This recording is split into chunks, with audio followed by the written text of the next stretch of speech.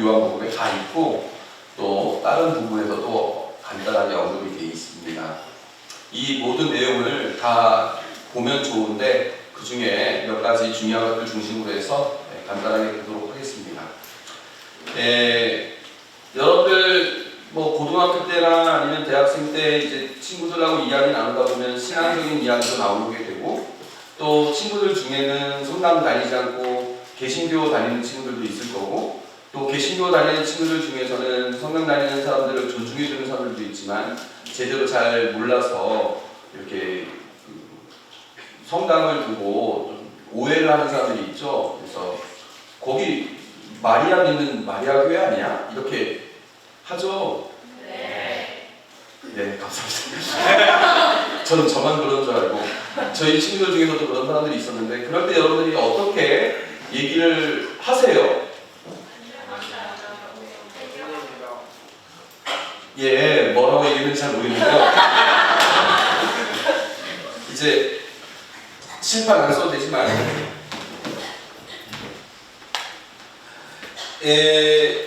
혹시 이런 얘기 들어보셨어요? 흠숭지레와 공경지레라는 말 들어보셨어요? 진짜요? 차이가 뭐예요? 인간이 절대자이신 하느님께 갖추는 태도이죠. 뭔가 존경하고 존경하긴 하지만 그게 인간이 인간에게 하는 것이 아니라 인간이 절대자이신 하느님께 하는 거예요. 이거는 인간이 하느님께. 공경지레는 인간이 인간에게 하는 거예요. 대표적인 예가 뭐예요? 인간이 인간에게 하는 공경. 부모님께 공경하라. 어디에 나왔어요? 11명에 나왔죠? 바로 그 용어예요. 우리가 성인이라든가 성모님을 두고 우리가 이렇게 인사도 하고 또 성모님께 기도도 하고 그런 것은 흠숭지레가 아니라 공경지레인 거죠. 공경지레이니까 이것은 지극히 당연한 것이다. 부모에게 공경하라 라고 하듯이 성모님을 공경하는 것이다.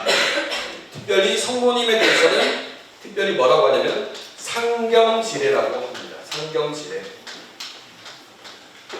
왜냐하면은 공경해야 될 분들은 상당히 많이 있는데 그 중에서도 성모님께 대한 공경은 보다 특별하다고 여기기 때문에 상경지레라고 하는데 이것도 공경의 차원이지 흠숭의 차원이 아니다. 그래서 우리가 하느님께 갖는 것은 이 믿음은 신앙이에요. 신앙. 이거는 신심이에요. 신심. 성모님을 믿는다라고 했을 때 신심인 것이지 신앙이 아니에요. 신앙은 절대자에게 갖는 거예요. 흠숭지레예요. 우리는 그런데 신심을 갖고 있는 거죠. 성모님에 대한 성모 신심을 갖고 있는 거죠. 그런데 말입니다. 또 나왔어요. 한 절씩 읽어보도록 하겠습니다. 그때 예수님의 어머니와 형제들이 왔다. 그들은 밖에 서서 사람을 보내어 예수님을 불렀다. 그분들에게는 문전에 앉아 있었는데 사람들이 예수님께 보십시오. 스승님의 어머님과 형제들과 너희들이 밖에서 스승님을 찾고 계십니다. 라고 말하였다. 그러자 예수님께서 그들에게 누가 내 어머니고 내 형제들이냐 하고 반문하셨다. 그리고 당신 주위에 앉은 사람들을 불러보시며 이르셨다. 이들이 내 어머니고 내 형제들이다. 하나님의 뜻을 실행하는 사람이 바로 내 형제요 누이요 어머니다. 이 얘기를 들으면 예수님은 어머니를 어머니로서 잘 공경하는 것 같아요? 아닌 것 같아요? 어떤 어머니가 이런 얘기를 듣고 아유 우리 아들 잘 컸구나 라고 생각하겠습니까? 요놈의 새끼 진짜 내가 키우다 30년 동안 키우다 보니까 뒤통수를 쳐? 자식 키워봤자 하나도 소용이 없네. 여러분들이 늘 듣는 바로 그 이야기를 성모님도 하셨겠죠? 그러니까 무슨 공경 저 성경 구절을 보면 예수님이라고 성모님을 특별하게 공경하지도 않은 것 같은데 천주교에서 너무 오버하는 거 아니냐라고 말을 한다고 해도 우리가 할 말이 없을 것 같죠. 또 그런데 포도주가 떨어지자 예수님의 어머니가 예수님께 포도주가 없구나 하였다. 여러분 차례. 예수님께서 어머니에게 말씀하셨다. 여인이시여 저에게 무엇을 바라십니까? 아직 저의 때가 오지 않았습니다. 진짜 어이상시 진짜. 여인이시여 여인이시여 이게 무슨 말입니까? 조랑말입니까?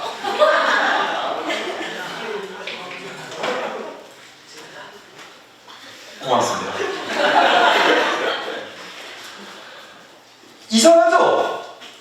어머니 이렇게 얘기를 해야 되죠. 엄마라고 얘기했는데 여인이시여 이건 좀 이상합니다. 심지어는 돌아가시기 전에도 여인이라고 부릅니다. 집 밖에 서서 아들이 나오기를 기다리는 어머니를 두고도 누가 내 어머니고 형제들이냐 반문하시고 어머니를 두고 여인이라고 부르는 예수님께 과연 효성이라는 게 있는가?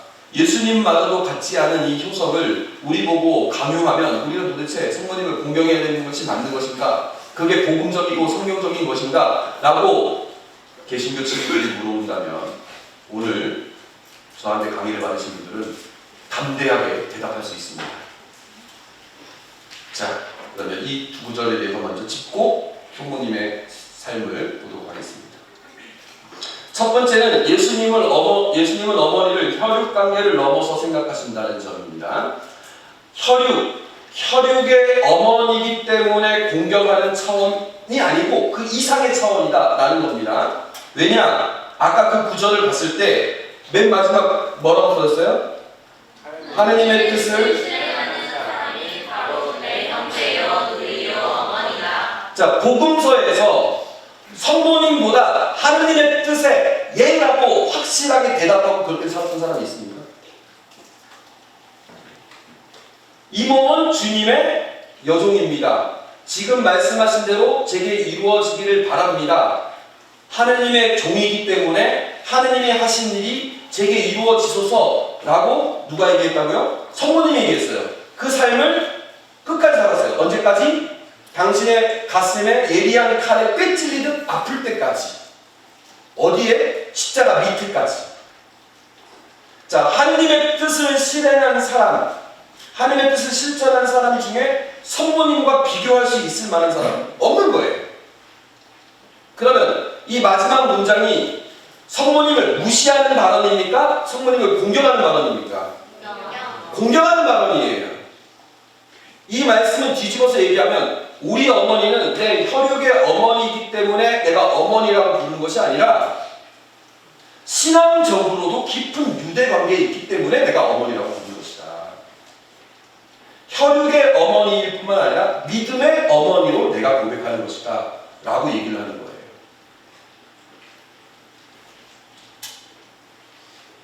그래서 어머니 마리아만큼 철저하게 하나님의 뜻을 실행한 사람은 없습니다.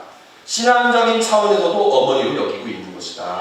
육신의 어머니일 뿐만 아니라 믿음의 어머니다. 이게 첫 번째 포인트고요. 두 번째, 여인이시여. 이 구절은 우리가 그러면 어떻게 생각해야 될까? 자, 예를 들어 보겠습니다. 저는 우리 집은 아들이 넷입니다. 제가 그 중에 셋째거든요. 안 보고도 시집간 가는 셋째. 근데 이제 우리 집이 성당, 제가 중앙성당, 여기도 중앙성당이 있지만 제주도에 중앙성당이 있어요. 주비성당. 중앙성당 바로 옆에서 식당을 했었어요. 그래서 어렸을 때부터 성당에 어르신들이 계속 우리 집에 와가지고 2차 주일도 하고 막 자주 보고 막 그렇게 지냈던 사람이에요. 그리고 제가 이제 방학 때 되면 이제 그 중앙성당에 가서 거기 매일 새벽 미사가 있으니까 거기를 자주 가서 미사를 드렸었어요. 지금은 뭐 딴 데서 미사하지만 아무튼 그렇게 미사를 드리게 되면 부모님 집에서 내가 방학을 지내면서 아침에 미사를 드린단 말이에요. 그러면 미사 끝나면 어머니가 이제 어머니들이 미사 천년하시니까 제 어머니가 저를 딱 보면 최고 관심사가 뭔지 아세요? 아침은 집에서 먹을 건지 밖에서 먹을 건지 사제관에서 먹을 건지 그게 제일 궁금한 거예요. 아들이 어떻게 하나 요새. 그러면 미사 끝난 다음에 제가 신자들하고 막 인사하고 있는데 어머니가 저한테 뭐라고 부르겠습니까? 루카야 이러겠습니까? 아니면 아들 밥 어디서 먹을 거야? 이렇게 하겠습니까? 뭐라고 얘기하겠습니까? 신부님이라고 하겠죠? 그거는 저를 더 이상 아들로 보지 않겠다는 뜻입니까? 왜 저를 신부님이라고 부르는 거죠? 그 자리에서? 집에서는 저보고 루카야 아니면 아들 이렇게 하거든요. 왜 그런 걸까요? 제가 거기가 성당이라는 곳이고 제가 거기서 신자들과 인사하는 관계에서 신자들이 저를 지금 신부님으로 대하고 있고 저는 그런 공인이기 때문에 그런 공인의 자리에 맞는 적절한 용어를 쓰는 게 아들을 더 존중하는 태도다. 아들을 더 위하는 것이다. 그리고 아들 보고 내가 어머니지만 여기서 신부님이라고 불러주는 만큼 너는 그 삶을 책임있게 살아라 라는 바람이 담겨있는 것이죠.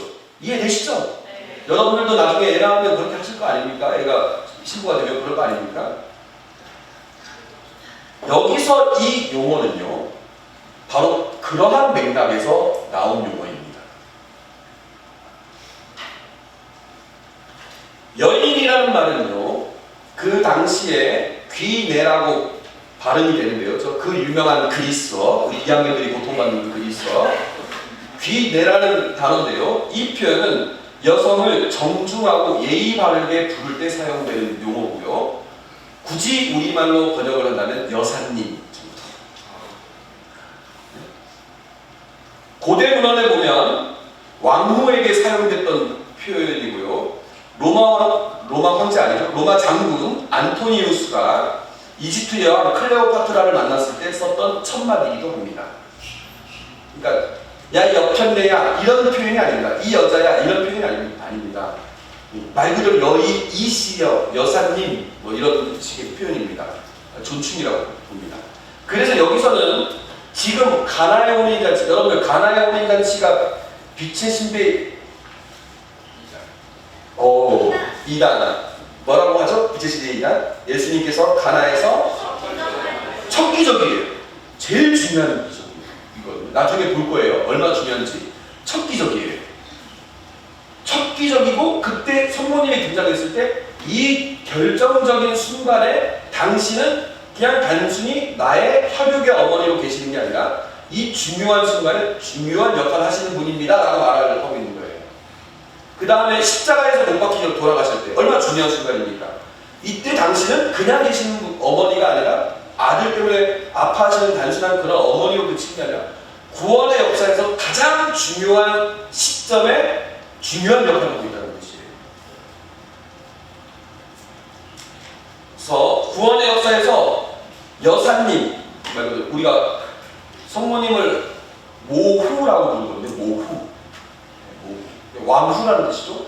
여왕 이렇게 부르잖아요. 천상 모후에 관을 씌우신 묵상합시다라고 우리가 하잖아요. 그런 자리에 있다라는 것을 지금 말하고 있는 것입니다. 이 부분을 좀 더 자세히 보도록 하겠습니다. 가나의 혼인잔치는 첫 기적인데, 그냥 또 이제 개신교 신자들이 저한테 저 이제 술을 먹으니까 아니 신부님이 술 마시면 돼요 안 돼요? 이러면 제가 뭔 얘기를 할까요? 예수님이 첫 기적, 그 중요한 기적을 뭘로 하셨죠? 술을 만드셨죠? 술을 마셔도 되겠습니까? 안 되겠습니까? 이렇게 성경을 이용하는 것도 별로 좋은 것 같진 않죠? 자, 예수님이 첫 기적을 사람을 살리는 것도 아니고 눈을 뜨게 만드는 것도 아니고 배고픈 사람을 배부르게 하는 것도 아니고 물을 가지고 술을 만드는 이런 기적치고 이게 첫 기적이라고 하면 기적이 너무 약하지 않습니까? 여러분들 생각 어때요? 별로 의미가 없어 보이죠? 그러나 이 이야기는 나름의 중대한 의미를 지니고 있습니다. 자, 첫 기적이 이루어지기까지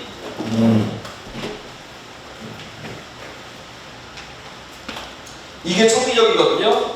첫 기적이 이루어지기까지 말씀이 사람이 되시어 로고스 창가 있죠? 로고스 창가 다음에 이야기들이 이렇게 쭉 나오거든요. 이 이야기가 있고 난 다음에 첫 기적이 바로 나오는데 이게 다 준비 단계예요. 이날을 위한 준비 단계예요. 자, 보세요. 첫째 날 둘째 날, 이튿날이니까 셋째 날, 넷째 날, 혼인잔치 몇 번째 날? 다섯, 여섯, 몇 번째 날? 일곱째 날이죠? 계산됩니까? 1일, 이튿날, 제2일차, 이튿날, 3일차, 이튿날, 4일차, 3일 되니까 5일, 6일, 제7일째죠? 가나의 혼인잔치는 제7일째라는 것을 일부러 이렇게 다 보여줍니다. 제7일째. 7일째라고 하면 여러분 생각나는 거 뭐 있어요? 7일. 안식일. 그게 뭐하고 관련된 내용입니다? 창세기죠? 창조죠? 첫 번째 표징이 이루어진 시점은 요한의 첫 증언이 있은 뒤에 일곱째 날입니다. 이런 시간적인 표시는 어떤 메시지를 담고 있습니다. 어떤 메시지냐? 새로운 창조의 7날 동안 이루어진 예수님의 계시라는 아주 복잡하고 어려운 메시지를 주는데요. 이제 풀어서 보겠습니다. 천지창조 이야기 아시죠? 세상이 창조되기 전에 신년이 어둠을 속에 들이오고 있었고 꼴을 갖추지 못하고 비어 있었는데 창조 며칠? 7일. 첫째 날 뭐가 창조됩니까? 빛이 창조되죠? 둘째 날? 예, 물과 물이 갈라져 하늘이 생기고 밑에는 물이 모이고 그래서 궁창과 바다. 이게 궁창이 아니고 아무튼 이게 궁창인 거죠? 빨간색 보이시죠? 이 천정 이게 궁창이고 궁창에 창문들이 있어가지고 창문들이 열리면 물이 떨어지고 그게 비고 문을 닫으면 비가 그치고 밑에는 이제 바다였죠. 그 다음에 셋째 날은 땅과 식물, 넷째 날은 해달별, 다섯째 날은 새와 물고기, 여섯째 날은 동물과 사람, 일곱째 날은 그분께서 하시던 일을 모두 마치시고 일의 날에 쉬셨다. 하나님께서 일의 날에 복을 내리시고 그날을 거룩하게 하셨다. 이렇게 있는데요. 자, 이런 질문. 지금 낮입니까? 밤입니까? 왜 낮이에요? 해가 떴으니까. 해가 지면 밤. 자, 여기서는 해달별이 언제 창조됐어요? 4일째죠. 자, 그러면 해가 뜨기 이때는 다 해가 없었죠. 그럼 다 밤이에요? 밤이어야 되죠. 자, 밤낮 하루가 지나니 첫째 날이 지났다. 밤낮 하루가 지나니 둘째 날이 지났다. 밤낮이 지나니 셋째 날이 지났다. 밤낮이 지나니 넷째 날이 지났다. 근데 해는 언제 떴다? 4일째 떴어요. 이상하죠? 이상하지 않습니까? 저만 이상한가요?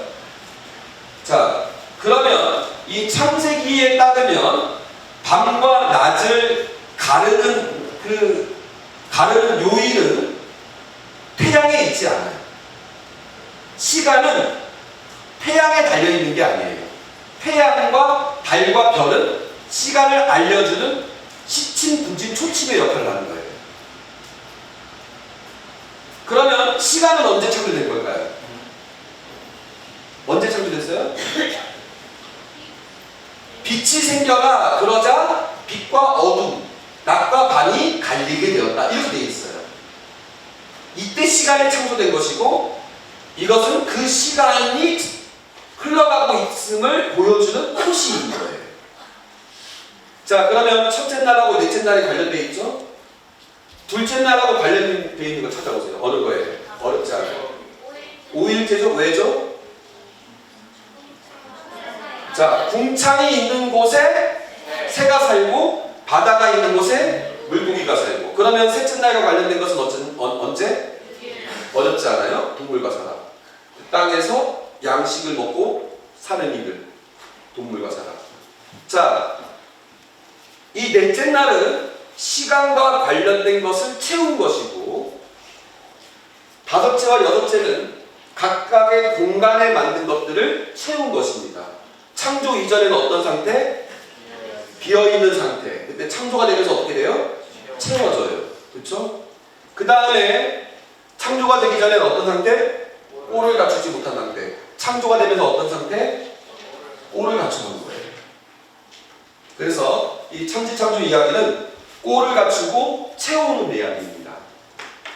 이거에 비해서도 그 의미를 좀 되새기고 싶지만 지금은 창세기 이야기가 아니라 성모님에 대한 이야기를 할 거니까 더 자세하게 다룰 수는 없고 나름 뭔가 체계적이죠? 네. 이런 체계성을 지니고 있습니다. 그런데 여기서 우리가 주목할 부분은 사람을 언제 창조했냐면은 맨 마지막에 창조하셨어요. 그리고 사람을 창조할 때 뭐라고 했어요? 다른 거 창조할 때는 빛이 생겨라. 하늘에 궁창이 생겨 물과 물이 갈라져라. 땅에는 온갖 씨 있는 풀과 열매를 맺는 나무와 뭐가 생겨라. 하늘에 새가 생겨라. 바다의 물고기가 짐승, 괴물과 이런 것도 생겨라. 이런 식으로 생겨라. 이렇게 명령으로 하고 그치거든요. 사람을 창조할 때는 어떻게 했어요? 우리와 비슷하게 우리를 닮은 사람을 만들자라고 했어요. 그래서 두 가지. 첫 번째는 우리라는 말이죠. 두 번째는 우리와 비슷하게 라고 얘기해요. 그래서 우리라는 뜻은 원래 의미하는 것은 천상어전에서 회의를 하면서 고심하면서 창조하셨다는 그런 뜻이 담겨 있지만 성경의 단일성, 성경 전체를 둘러서 봤을 때 그 우리라고 말하는 것은 삼위일체 하느님을 말해주는 것이라고 우리가 해석을 하는데요. 자, 그렇다면 사람을 창조할 때는 하느님을 닮은, 또 삼위일체 하느님을 닮은 존재를 창조한 거예요. 여기서 하느님께서 왜 첫째 날부터 이날까지 창조하셨는지 그 이유를 알 수 있어요. 어떤 이유냐? 여러분들 삼위일체 신비 잘 이해가 돼요? 잘 이해 안 되죠? 제가 얘기해 볼게요. 자, 우리 어머니하고 아버지가 있어요. 우리 어머니랑 아버지가 있는데 제가 중앙성당 가잖아요. 중앙성당 어른들이 저를 보면서 뭐라고 하냐면 아이고 신부님은 아버지 닮으셨네. 아버지랑 판박이네. 이러는 사람이 절반 있고요. 그 다음에 신부님 어머니랑 똑같아. 말투도 비슷하고 다 비슷하네. 이런 사람이 절반이 있습니다. 그래서 제가 얘기합니다. 뭐라고 얘기하냐? 우리 어머니 아버지가 닮았습니다. 우리 어머니 아버지는 원래 남남이거든요. 근데 부부로 지내다 보니까 닮아갔어요. 미운적 고운적 붙어보니까. 그래서 우리가 흔히 하는 말이 있죠. 사랑하면 닮는다고 하죠. 우리 부모님 그렇게 사랑하진 않았거든요. 제 부부싸움 하는 걸 본 것만 해도 몇 번이 많은지 몰라요. 그럼에도 불구하고 부부가 닮아가요. 네? 부부가 닮아가는데 식성도 비슷해지고 말투도 비슷해지고 나중에 생김새도 비슷해지고 생활 패턴도 비슷해져요. 서로가. 자, 우리 어머니 아버지는 이만큼 사랑해도 이만큼 닮는데 성부, 성자, 성령이 서로 사랑해요. 얼마나 사랑하죠? 이만큼? 이만큼? 이만큼?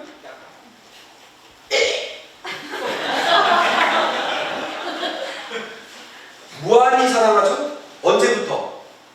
영원에서부터 영원까지. 네? 자, 너무 사랑하니까 사랑하면 아까 닮는다고 그랬죠? 그럼 성부, 성자, 성령이 서로 사랑하니까 어떻게 되겠어요? 너무 사랑하니까 닮을 정도가 아니라 한 사람이라고, 한 분이라고 말해도 전혀 무방할 정도로 사랑하고 있는 그게 삼위일체 신비입니다. 그래서 우리 삼위일체 신비를 사랑의 신비라고 불러요. 그런데 자, 사랑을 서로 하잖아요. 사랑은요 가둬지는 게 아닙니다. 사랑을 하면은요 이 창조적이에요. 사랑은 흘러 넘치는 거예요. 그렇죠? 여러분 사랑해보니까 알죠? 사랑하면 죄송합니다 모습을 사랑하면 흘러 넘치게 돼 있어요. 그래서 성부, 성자, 성령이 서로 너무 사랑하다 보니까 이 사랑이 너무 넘쳐가지고 이 사랑을 줄 때가 필요한 거예요. 그래서 어떻게 하면 우리와 비슷하게 우리 모습으로 사람을 만들자. 그래서 사람을 창조해서 그 사람을 이 사랑 속으로 끌어들이기 위해서 무한하게 사랑을 주기 위해서 사람을 창조한 거예요. 사람을 창조하려고 하니까 여러분들 부모가 서로 사랑을 해서 자식을 낳으면 자식을 낳기만 합니까? 자식 낳기 전에 뭐 하죠? 대내적으로 준비하죠. 기저귀 준비하죠. 젖병 준비하죠. 모빌 같은 것도 준비하죠. 이것저것 다 준비할 거 아닙니까? 아기가 태어나기 위해서. 자, 사람을 창조하고 싶으니까 뭘 하셨느냐? 사람이 살 수 있는 공간과 사람과 어울려 살 수 있는 여러 것들을 창조하신 겁니다. 그 다음에 맨 마지막에 뭐 하셨죠? 쉬셨죠? 왜 쉬셨는지 아세요? 지치니까? 하나님 지치신 분 아니에요. 왜 쉬신 줄 아세요? 여러분들 만약에 여러분들 남편이 내가 아기를 낳았는데 직장에서 조퇴 안 하고 아니면 그날 결근 안 하고 계속 직장 일을 한다면 여러분들 그 남편이 마음에 들겠습니까? 어떻게 해요? 그날 직장은 쉬죠? 왜 쉬어요? 그토록 아기다리 고기다리던 내 아들을 내 딸을 드디어 만나는 날이니까 그날은 쉬면서 아내 옆에 붙들고 있고 아내와 함께 그 아이를 보는 거죠. 하느님 쉬신 이유 뭔지 아세요? 그토록 기다리던 그 사람, 우리를 닮은 그 사람, 우리가 사랑하고자 창조시킨 그 사람을 온전히 만나기 위해서 쉬신 거예요. 이해됐어요? 그래서 안식일은 뭔 날이냐? 인간과 하느님이 만나는 날. 인간과 하느님이 온전히 만나서 일치를 이룬 날이 그게 안식일이에요. 여러분 사람의 아들은 안식일의 주인이다라는 말을 들었을 때 그게 뭔 뜻인지 아세요? 손에 오그라든 사람이 있었습니다. 회당에 있었습니다. 그날은 안식일이었어요. 손에 오그라든 사람 저 구석에 앉아 있었어요. 이 사람은 그 안식일이 하느님을 만나는 날이 됐겠습니까? 아니죠. 왜 구석에 앉아 있었겠습니까? 나는 하느님으로 저주받은 사람, 나는 사람들로부터 사랑받을 수 없는 사람. 안식일날 학도나도 또 회당에 나가야 돼. 회당에 나가면 사람들 마주칠 텐데 사람들이 나를 뭔 눈으로 보겠어? 구석에 앉아있잖아. 구석에 앉아있었던 거였어요. 예수님 뭐라고 하세요? 일어나 가운데로 서라. 너 사랑받을 자가 충분하다. 너는 사람들의 시선을 피해서 이렇게 좀 감동적인 얘기가 나오니까 이제 BGM이가 너 사람들의 시선을 피해서 구석에 앉을 사람이 아니라 너는 사랑받을 자격이 충분한 자니까 이 앞으로 서라, 가운데 서라. 그리고 손을 펴라 라고 했을 때 이 사람이 그때 어떻게 되겠습니까? 그날 하느님을 만나는 거예요. 하느님 얼마나 나를 사랑하시고 나를 원하시는지를 느끼는 거예요.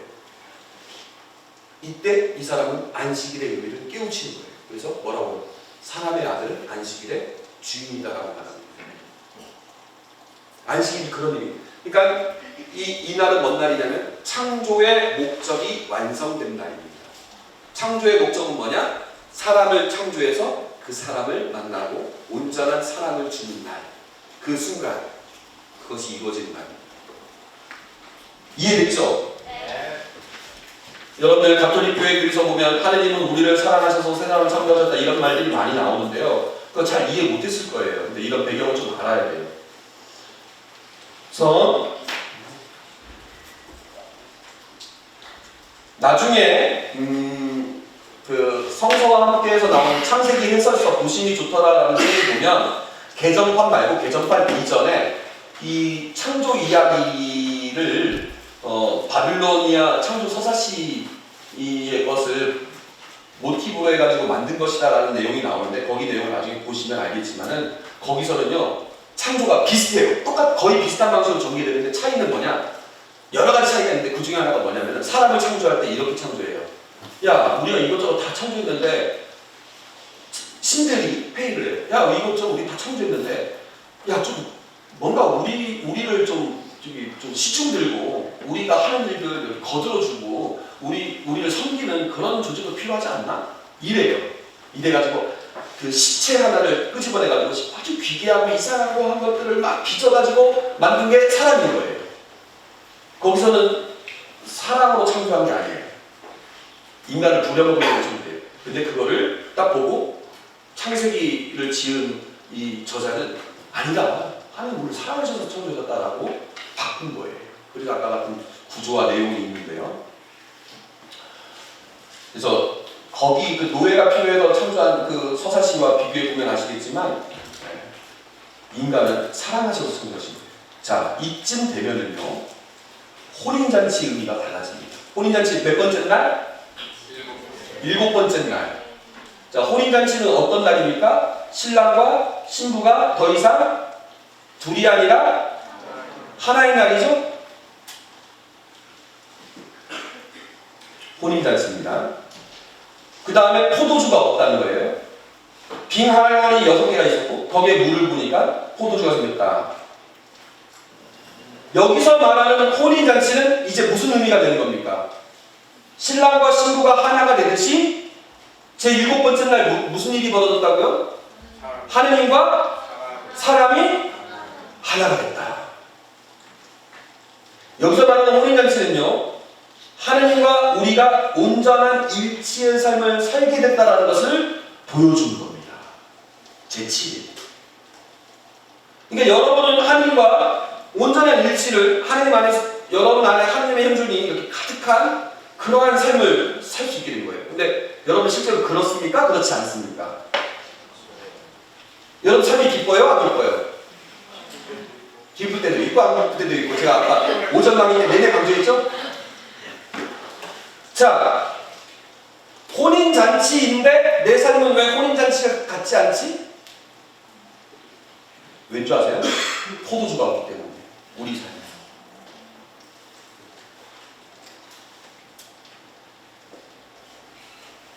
우리 삶에 사랑이 없기 때문입니다. 우리 삶에 희생이 없기 때문입니다. 우리 삶에 믿음이 없기 때문입니다.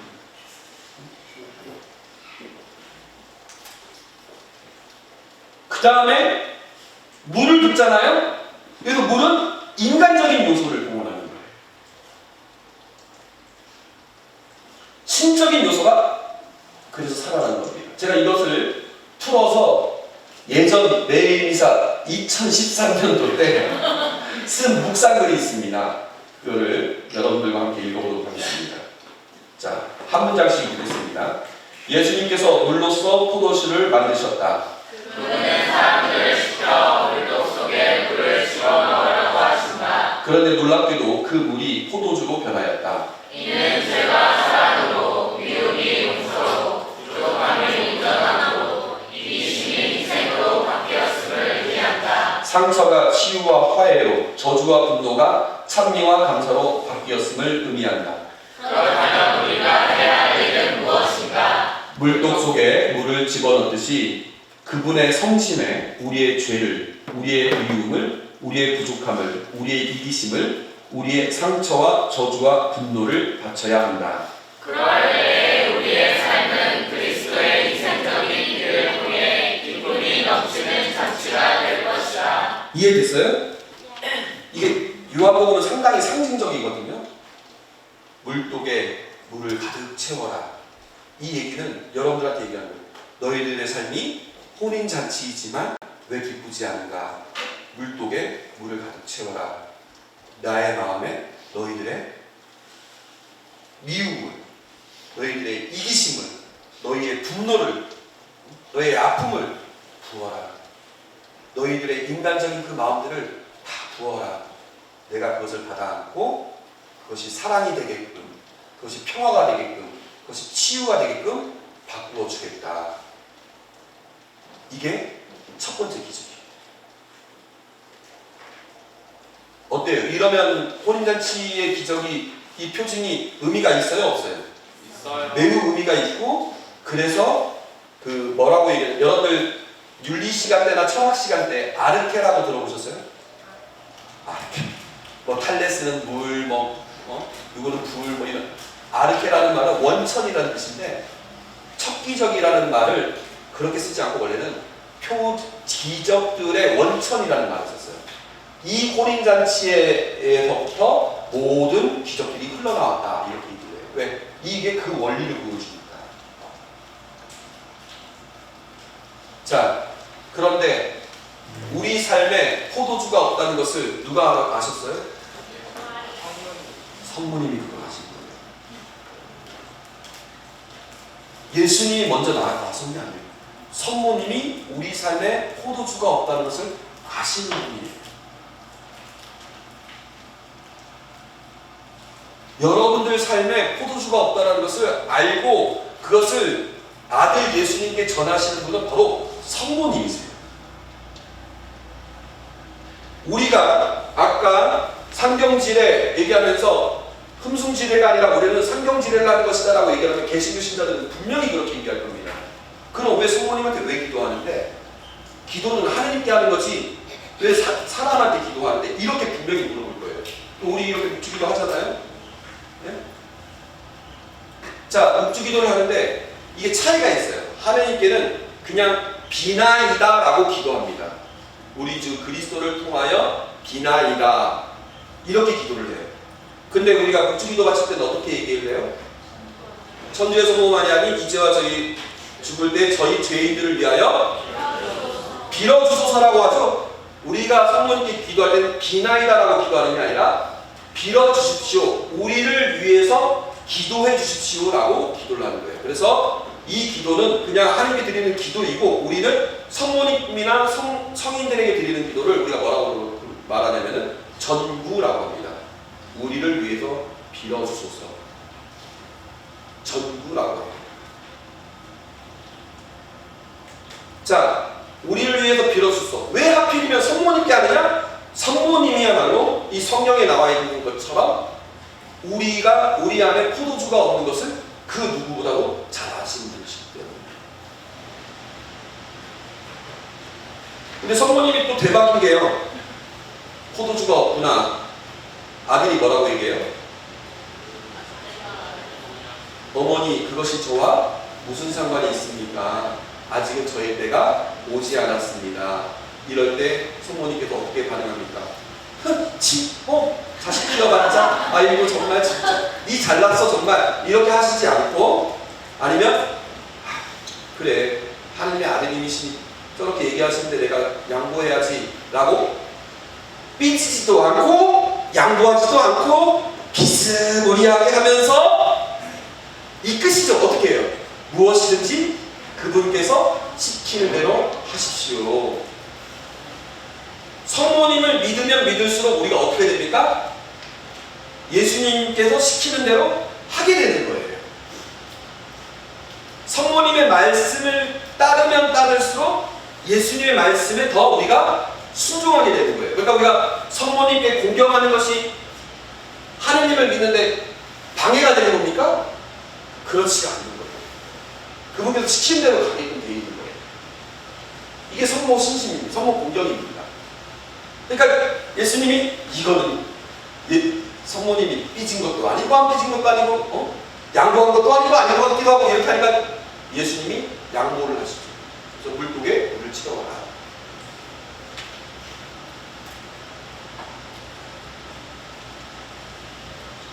그리고 나서 마지막 순간에 예수님이 돌아가실 때 다 이루어졌다. 이어서 고개를 숙이시며 숨을 거두셨다. 돌아가시기 전에 당신 생에 가장 마지막 하신 일은 뭐냐? 여인이시여 이 사람이 어머니의 아들입니다. 그 제자에게 이분이 내 어머니시다 라고 우리에게 어머니를 주신 겁니다. 왜? 혼인잔치에서 봤듯이 그분은 우리 삶에 포도주가 없다는 것을 가장 먼저 알리실 분이시고 또 우리가 예수님을 믿도록 이끌어 주시는 분이라는 것을 성모님이 아시니까 우리 삶에 여러분들 죽기 전에 마지막으로 주는 것을 뭐라고 부릅니까? 주는 것, 주는 말 말고 유산이죠? 성모님을 유산으로 주셨습니다. 성모님은 예수님의 유산입니다.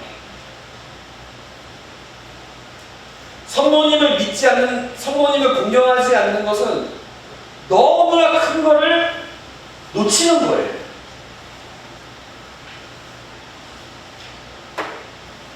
자, 아까 못 봤던 족보를 좀 보겠는데요. 여러분들 여기 성경 필사라든가 성경 읽기, 성경 통독하셨던 분들 있을 텐데 저도 예전에 성경 통독할 때 야, 그래도 신부 되기 전에 신부 될 사람이 성경도 한번 신약 성경부터 하루에 한 장씩 읽었거든요.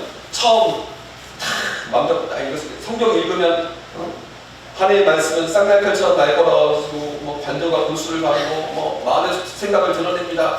하나님 말씀 얼마나 감동적일까 하면서 첫 장을 쫙 폈는데 나왔던 말씀 다윗의 자손이시며 아브라함의 자손이시고 아브라함은 이삭을 낳고 이삭을 야곱을 낳았으니 야곱은 유다 그 형제를 낳았다. 다윗은 우리아에게서 낳았다. 솔로몬하고 솔로몬은 러브함을 아비아와 다비아에서 낳았다. 다비는 내요. 스알테는 저들은 야곱은 예수 이렇게 하셨다. 그리하여 이 모든 세대의 수는 아브라함부터 다윗까지가 14대이고 다윗부터 바빌론 유배까지가 14대이며 이 바빌론 유배부터 그리스도까지 14대이다. 너무 감동적이죠.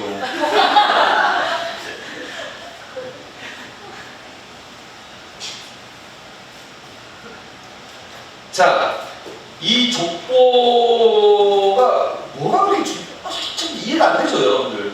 자, 이해가 안 되는 부분에 대해서 먼저 간단하게 보도록 하겠습니다. 자, 여기서 강조하는 것은요, 다윗의 자손이에요. 다윗의 자손. 다윗의 자손이라는 말이 왜 중요할까요? 구약의 모든 내용들이 신약을 예고하는 것인데, 신약의 예수님을 예고하는 것인데, 분명히 하느님께서 약속하신 메시아가 나오신다, 메시아가 오실 것이다, 메시아가 오실 것이다. 그게 구약의 초지일관 증언하는 것인데, 그걸 한마디로 얘기하면 다윗의 자손이에요. 그러니까 하느님이 약속하신 메시아가 다윗의 자손이 되지 않으면 안 돼요. 구약이 그렇게 예언했기 때문에. 그거를 강조하는데, 요셉이 만약 마리아와 결혼하지 않았으면요, 예수님은 다윗의 자손이 될 수 없었어요. 요셉의 받아들임이 있기 때문에, 생각지도 못했던 그 일을 받아들였기 때문에 다윗의 자손이 될 수 있었는데, 14대이다 14대이다 14대이다 이렇게 돼 있죠. 이거 14라는 말은요, 게마트리아라고 하는데요. 게마트리아. 여러분들 초등학생 때 그런 거 해봤어요? 예를 들어서 갑순이 한제호 이러면 하나 둘 셋 넷 다섯 하나 둘 셋 넷 다섯 하나 둘 셋 넷 다섯 하나 둘 셋 넷 다섯 하나 둘 셋 넷 이거 해봤죠? 네. 시대가 지나가도 저희 때나 여러분 때나 똑같네요. 자, 이러면 갑순이란 이름은 예를 들어서 762번이라는 숫자가 나오고, 한제호란 이름은 554번이라는 숫자가 나오죠. 이게 저희 때도 있었고 여러분 때도 있었고 2000년 전에도 있었어요.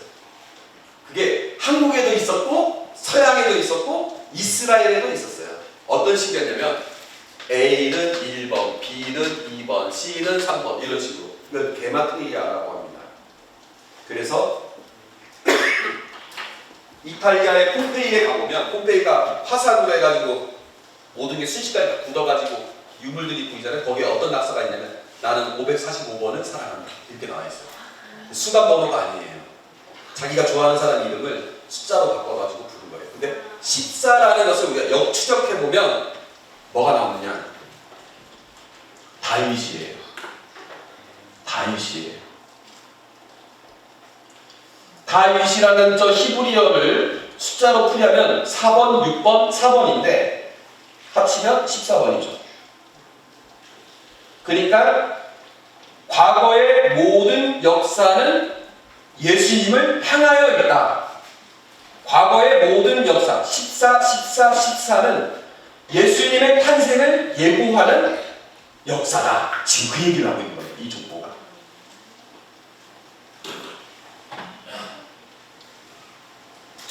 그 다음에 족보에는 흥망성쇠가 있습니다. 다윗은 이스라엘 역사에서 최고 전성기였고요. 바빌론 유배는 이스라엘 역사에서 흑역사입니다. 최악의 시기였습니다. 그래서 메시아는 모든 역사, 희노애락을 거쳐서 탄생한 분이시다. 아까 요셉의 삶이 과거에 좋았던 건 나빴던 건 다 합쳐서 다 때가 찼다고 얘기를 했는데 마찬가지죠. 뭐 또 여인들의 이야기가 또 나오고요. 넘어가고 이것들. 죄인들이 넘쳐났다.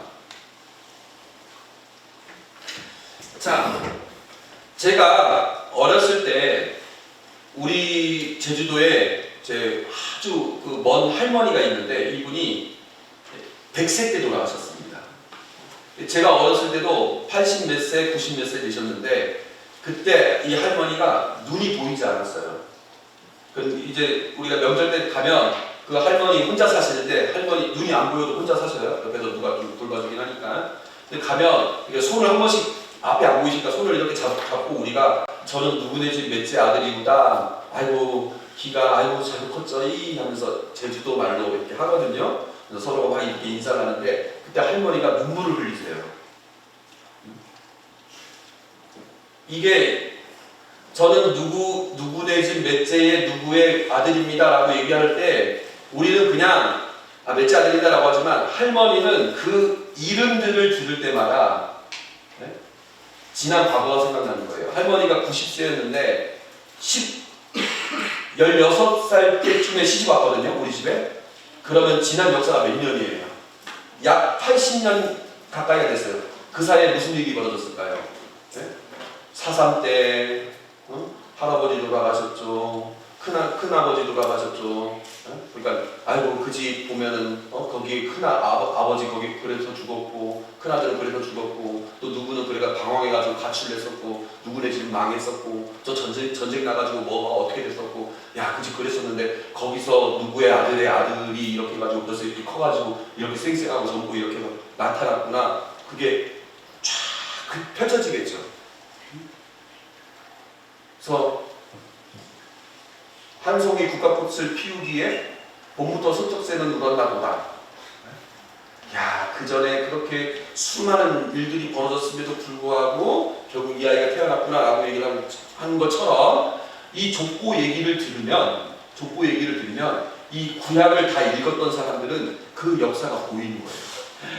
그때 이런 안 좋은 일도 있었고 이런 죄를 지었던 사람들도 있고 이 별별 사건들이 있었는데 그걸 다 거쳐가면서 예수님이 탄생됐구나. 제가 진흙 속에서 연꽃이 피어나듯이 인간의 그런 어려움과 죄와 이런 것들 속에서 메시아가 탄생됐구나라는 것을 한눈으로 보여주는 게 족보입니다. 이 족보를 올리게 한 것이 요셉인데요. 여기서 문제는 뭐냐면 대박 사건이 하나 있습니다. 마테오 복음사가 쓴 거거든요. 이 족보는. 마테오 복음사의 직업은 뭡니까? 세리였습니다. 세리는 모든 과목 중에 뭘 제일 잘하겠습니까? 산수를 제일 잘하겠죠. 숫자에 밝은 사람인데 아브라함부터 다윗까지가 14대라고 했어요. 그 다음에 다윗 이후 솔로몬부터 바빌론 유배를 갔던 여호야킨 이끝까지 14대예요. 그 다음에 바빌론 유배 이후부터 예수님까지까지 14대라고 되어 있지만 아닙니다. 14대가 아니에요. 한 칸이 비었어요. 세리 마테오, 숫자에 밝은 마테오가 이렇게 착오를 벌인 겁니다. 세보면 14대가 아니에요. 13대예요. 끼어 맞췄네. 신약성경 첫 장부터 오류가 나왔어요. 거시기 하죠? 숫자에 밝은 이 사람이 굳이 14대라고 얘기를 하면서 빈자리를 놔둔 이유가 있어요. 저건 누구 자리일까요? 제 자리입니다. 엘리웃은 엘라자를 낳고 엘라자는 마탄을 낳고 마탄은 야곱을 낳고 야곱은 요셉을 낳고 요셉의 부인 마리아에게서 예수님이 나고 예수님에게서 누가 나와요? 한재우 국가가 나오는 거예요. 예수님에게서 소명서 바오로 신부님이 나오는 거예요. 예수님에게서 엘리사벳, 아까 그 말 안 듣던 그 엘리사벳이 나오고 엘리사벳을 비판했던 마리아가 나오고 이 여러 분자입니다. 세리 마테오는 이 족보에 여러분들 이름 올리라고 이 칸을 비워둔 거예요.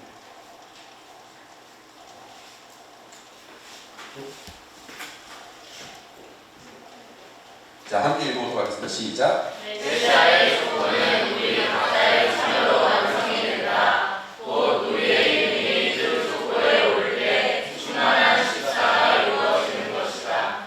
요셉은 이러한 족보를 가능하게 만듭니다. 예. 그래서 요셉의 순정으로 구약의 예언, 다윗의 그 자손이라는 예수님의 지위가 생겼고, 요셉의 순종 때문에 구약의 역사가 흥망성쇠, 죄로 가득한 역사가 의미를 갖게 되고요. 요셉의 순종으로 죄인들과 이민족들이 구원에 참여하게 되고요. 요셉의 순종으로 우리들도 그 족보에 오를 수 있습니다. 그리고 마리아는 마리아로 역시 순종을 통해서 온몸을 낳았습니다. 마지막으로 하나 더. 자, 남자가 남자를 낳고, 남자가 남자를 낳고, 남자가 남자를 낳고, 이런 패턴으로 되어 있습니다. 자, 바벨론 유해의 여호와kim, 남자가 아버지가 아들을 낳고, 아버지가 아들을 낳고, 야곱은 마리아의 남편 요셉을 낳고, 여기까지 똑같죠? 여기는 어떻게 있어요? 마리아에게서 그리스도라고 불리는 예수님께서 태어나셨다. 이것만 도식이 깨졌어요. 그쵸? 요셉이 낳았다고 하지 않고, 요셉의 마리아에게서 예수님을 낳았다고 하지 않고, 마리아에게서 그리스도라고 불리는 예수님이 태어나셨다. 왜 그렇게 여기만 다를까요? 왜 그런 거죠?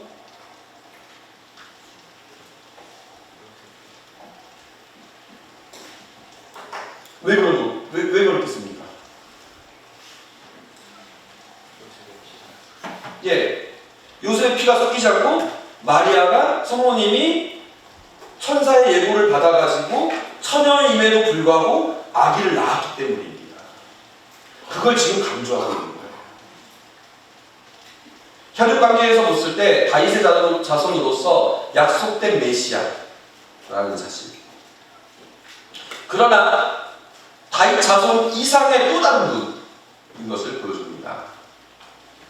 그래서 예수님의 족보 안에는 이처럼 혈통뿐 아니라 마리아의 믿음이 결합이 되어 다윗의 자손이면서 그 이상의 분임을 드러냅니다. 조금 어려운 표현인데 아무튼 그렇고요. 마리아는 이렇게 새로운 구원 역사에서 중요한 지위를 차지합니다.